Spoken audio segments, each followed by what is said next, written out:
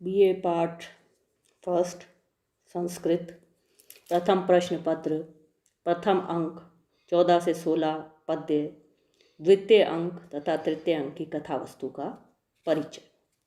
मैं डॉक्टर मनीषा गोदारा, आचार्य संस्कृत, राजकीय बांगड़ महाविद्यालय डीडवाना, स्वप्न वासव दत्तम के प्रथम अंक का 14वां पद्य। अनाहारे तुल्य सतत रुदित श्याम वदन शरीरे संस्कारं नृपति समदुखम परिवहन दिवा वा रात्रौ वा परिचरति यत्ने नरपतिम नृप प्राणान सद्य त्यजति यदि तस्यापि उपरमः। शब्दार्थ अनाहारे भोजन नहीं करने पर, भोजन नहीं करने में तुल्य समान। प्रतत रुदित श्याम वदन निरंतर रोने से मलिन मुख वाले, शरीरे शरीर में, राजा के समान ही नृपति सम दुखम, राजा के समान ही दुख सुख को, संस्कारम च और स्नान आदि को, परिवहन समझते हुए दिवा व दिन हो रात्रि या रात हो, निरंतर यत्न अनेक प्रयासों से नरपतिम राजा की परिचरती सेवा कर रहा है। यदि अगर नृपः राजा प्राणों को त्यजती छोड़ देते हैं तो तस्य उनकी अपि भी सद्यः तत्काल उपरमा मृत्यु हो जाएगी, उनका मरण निश्चित है।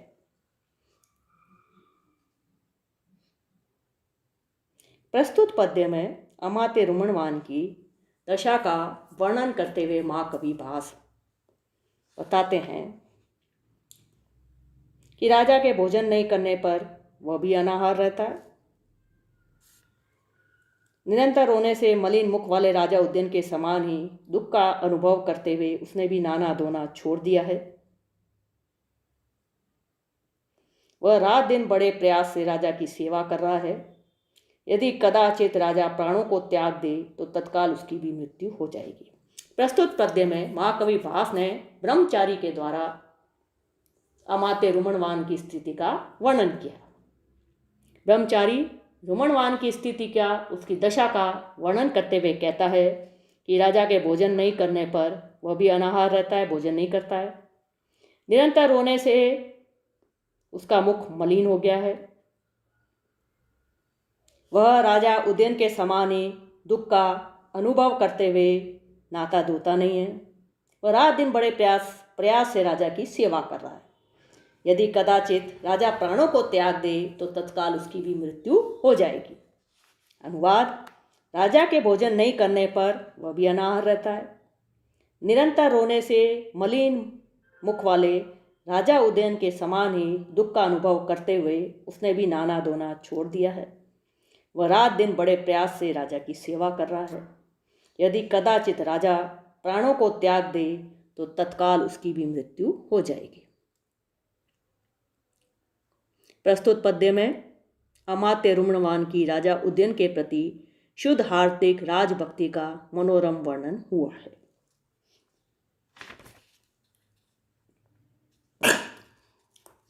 प्रस्तुत श्लोक में शिखरिणी छंद है। उसका लक्षण है रसई रुद्रेश छिना यमन सबलाग शिखरिणी।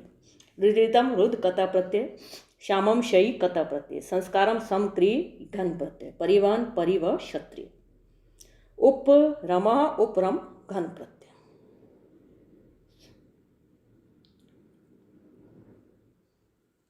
पंद्रवां पद्य।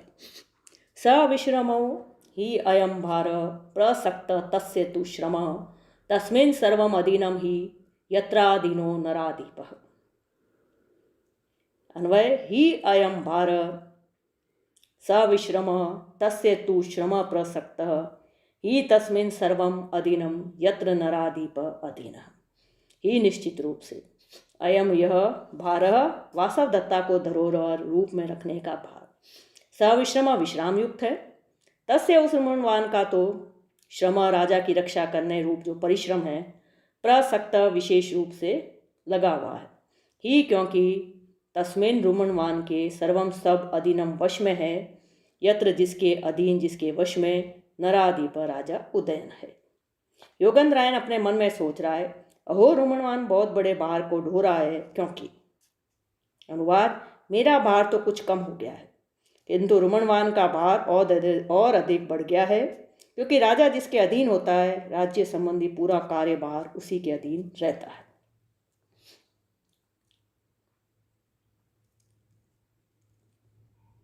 अनुवाद, मेरा भार तो कुछ कम हो गया है, किंतु रुमणवान का भार और अधिक बढ़ गया है, क्योंकि राजा जिसके अधीन होता है, राज्य संबंधी पूरा कार्यभार उसी के अधीन रहता है।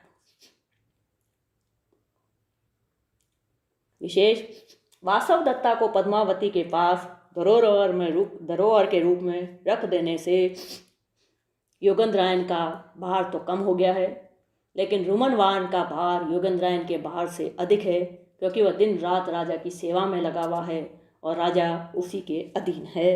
राजा के जीवन की रक्षा करने का कार्य उसी के अधीन है।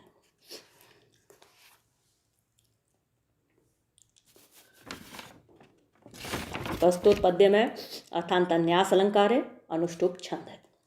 तस्मिन् नराधिप, इस पंक्ति में योगेंद्रायण ने स्पष्ट किया है कि साम्राज्य का सर्वे सर्वा राजा होता है, और जब राजा की देखभाल का दायित्व रुमनवान पर है तो निश्चय ही साम्राज्य का पूरा भार भी उसी के कंधों पर आ पड़ा है। 12 भ्री अच विश्रम विश्रम घन प्रत्यय प्रसक्त प्रसंज कत प्रत्यय।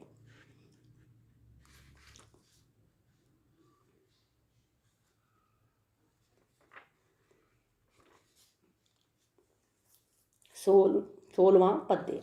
खगा वासोपेता सलीलम अवगाढ़ो मुनिजन प्रदीप्तो अग्निर्भाति प्रविचरति धूमो मुनिवनम परिभ्रष्टो दूरात् रविरपि च संक्षिप्त किन्नो रथम व्यावर्त्यासौ प्रविशति शनै अस्तशीघ्रम्। अन्वय, खगा वासोपेता मुनिजन सलीलम अवगाढ़ प्रदीप्त अग्निभाति धूम मुनिवनम प्रविचरति दूरात् परिभ्रष्ट असौ रवि अपि संक्षिप्त किरणः सन रथम व्यावर्त्य शनै अस्तशीघ्रम प्रविशति। प्रस्तुत पद्य में कांचू की संध्या काल का वर्णन करते हुए कह रहा है कि इन लक्षणों से प्रतीत होता है कि संध्या काल हो गया है। अन्वय, खगा वासोपेता मुनिजन सलीलम अवगाढ़ प्रदीप्त अग्नि भाति धूम मुनिवनम प्रविचरति दूरात् परिभ्रष्ट असौ रवि अपि संक्षिप्त किरण सन रथम व्यावर्त्य शनै अस्तशीघ्रम प्रविशति। शब्दार्थ, खगा पक्षीगण, वासोपेता घोंसलों में चले गए हैं, मुनिजन सलीलम जल में अवगाढ़ स्नान करने लगे हैं, प्रदीप्त जलती हुई अग्नि भांति सुशोभित हो रही है, धूम यज्ञ का धुआं, मुनि वनम आश्रम में प्रविचरती फैल रहा है, दूर से परिभ्रष्ट गिरा हुआ नीचे आया हुआ रवि सूर्य अपि भी संक्षिप्त किरणों को समेटे हुए रथ को व्यावर्त्य लौटाकर शनै धीरे धीरे अस्त शिखरम अस्ताचल की चोटी पर प्रविश्यति जा रहा है।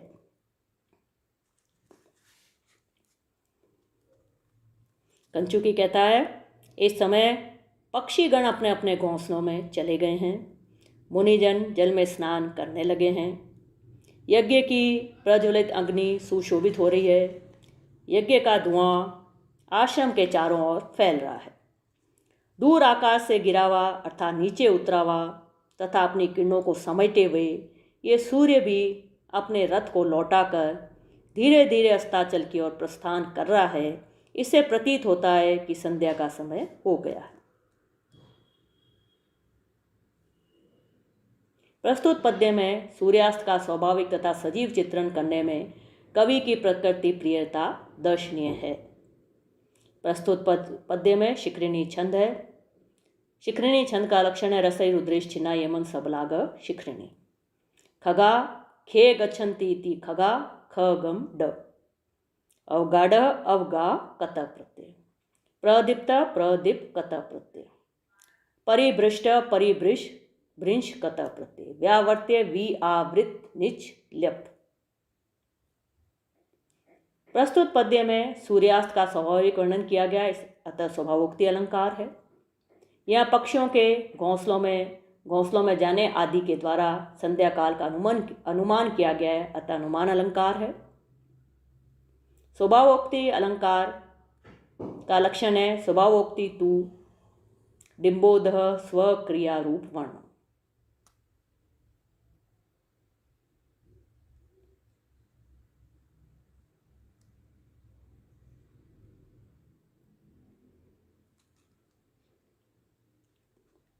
इसका भावार्थ है विहंगानाम स्वनिर्गमनेन मुनीनाम जल अवगानेन यज्ञाग्ने प्रज्वलनेन यागधूमस्य आश्रमं परित प्रश्नेन सूर्यस्य च अस्ताचलं प्रति प्रस्थानेन सुस्पष्टं प्रतीयते यत् संध्याकालो जात इति भावः। पक्षियों के अपने घोंसलों में चले जाने से, मुनियों के स्नान हेतु जल में उतर जाने से, जलाशय में जाने से, यज्ञ के अग्नि के प्रज्वलित होने से, यज्ञ अग्नि के धुएं के आश्रम के चारों ओर फैलने से, सूर्य के अस्ताचल की ओर जाने से स्पष्ट प्रतीत होता है कि संध्या काल हो गया है। इस प्रस्तुत पद्य का यह भावार्थ है। प्रथम अंक समाप्त हुआ।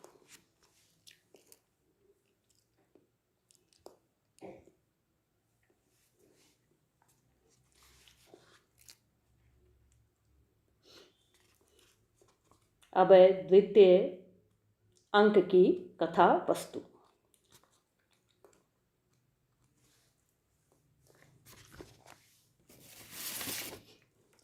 पद्मावती और वासव दत्ता गेंद से खेलती हुई दिखलाई पड़ती हैं।